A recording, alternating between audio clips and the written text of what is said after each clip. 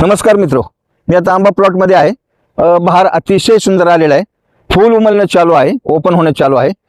मधमाशी मोठी काही नाही, परंतु कालपासून एका दुका जी कोत्या मोहळा असतं असं भिंतीमध्ये किंवा खोडामध्ये असं घर करून राहतं, ती बारीक माशी असते. ते एका वेळेला पण सध्याच्या आलेले आहे. थंडीचं थोडं प्रमाण कमी झालेलं आहे. जोपर्यंत थंडी आहे तोपर्यंत मधमाशी काही येणारच नाही. थंडीमध्ये मधमाशी घरच सोडत नसते. अति थंडी होती यावर्षी.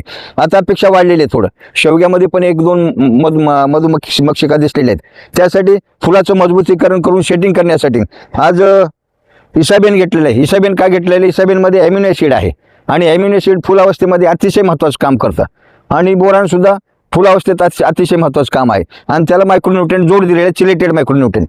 त्यासाठी 600 लिटरला 1 लिटर इसाबेन घेतलेला आहे, 500 ग्राम चिलेटेड मायक्रोन्यूट्रिएंट घेतलेला आहे आणि 500 ग्राम बोरान घेतलेला आहे. असं तिन्ही कॉम्बिनेशन करून फवारणी चालू केलेली आहे. नमस्कार.